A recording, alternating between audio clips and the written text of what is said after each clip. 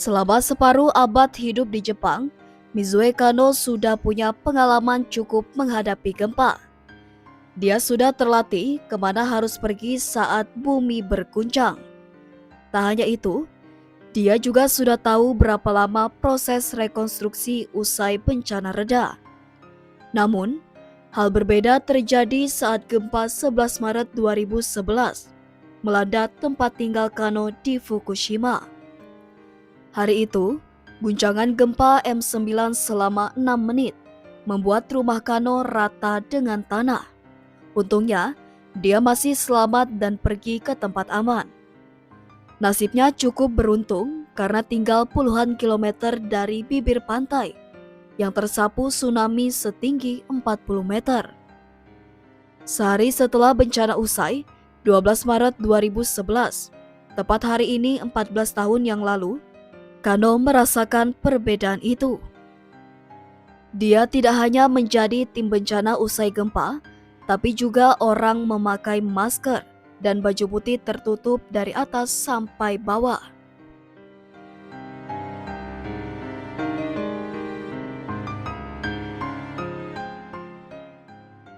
Menjelang malam, Kano akhirnya mengetahui penyebab dia diminta pergi. Ternyata reaktor di pembangkit listrik tenaga nuklir atau PLTN Fukushima meledak gara-gara gempa, menyebabkan radiasi nuklir keluar hingga wilayah radius 20 km. Sehingga semua orang harus segera pergi dan tak bisa kembali sampai sekarang. Bencana itu menandai bencana nuklir dahsyat ketiga yang melanda Jepang setelah Hiroshima dan Nagasaki tahun 1945. Ledakan reaktor Fukushima juga menjadi krisis nuklir terbesar setelah tragedi Chernobyl tahun 1986. Selama ini banyak orang menganggap warga Jepang punya sikap teladan baik, disiplin dan rajin. Itu tidak salah, namun tak juga sepenuhnya benar. Sebab orang Jepang juga manusia yang punya keburukan. Contohnya sikap lalai, abai dan hipokrit yang terjadi dalam kasus ledakan nuklir Fukushima. Jika sikap-sikap ini nihil, maka krisis nuklir tak terjadi.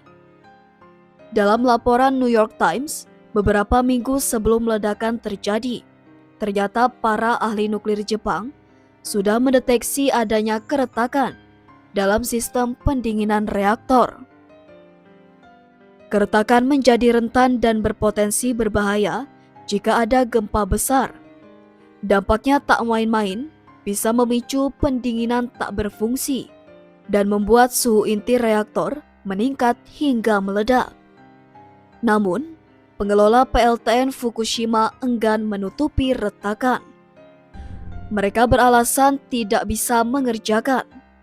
Meski sadar tak mumpuni, mereka juga tak berniat memanggil ahli lain. Semua hanya diam dan menutup-nutupi, dari level pejabat sampai pekerja, karena takut ganjaran yang berdampak pada pekerjaan. Jauh sebelum itu, mereka juga sudah melakukan kelalaian fatal. Konsultan PLTN Jepang, Noboru Nakao, menyebut kelalaian ini terjadi sejak masa prakonstruksi PLTN.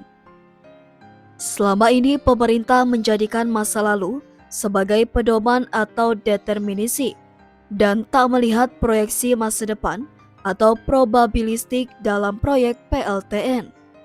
Selama beberapa dekade, pemerintah membangun PLTN mengacu catatan masa lalu. Bencana dahsyat Jepang sebelum tahun 2011 maksimal berkekuatan M8 dan tsunami 3,5 meter. Pemerintah percaya gempa tak akan melanda Jepang lebih dari itu. Alhasil, PLTN dibangun dengan kekuatan maksimal M8 dan tsunami 3,5 meter. Awalnya ini terbukti benar. Beberapa tahun kemudian, goncangan gempa bisa membuat PLTN utuh. Namun, pada saat bersamaan, muncul beragam riset yang meminta pemerintah mengubah rancangan PLTN dengan meningkatkan resiko kegempaan lebih besar. Sebab, bisa saja gempa datang lebih dari M8 dan kekhawatiran itu terbukti. Bencana lebih dahsyat ternyata bisa terjadi. Gempa berkekuatan M9 terjadi dan memicu terjadinya tsunami 40 meter, menghantam Jepang pada 11 Maret 2011 pukul 15:36 waktu setempat. Meremehkan kekuatan alam dan abai melihat resiko bencana menjadikan kasus PLTN Fukushima senjata makan tuan. Alam membuktikan gempa bisa jauh lebih besar.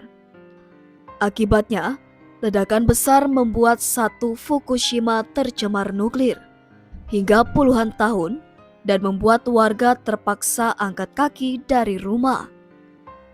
Kejadian ini praktis menambah duka warga Fukushima yang sudah lebih dulu kehilangan rumah, pekerjaan, dan keluarga akibat gempa dan tsunami dahsyat.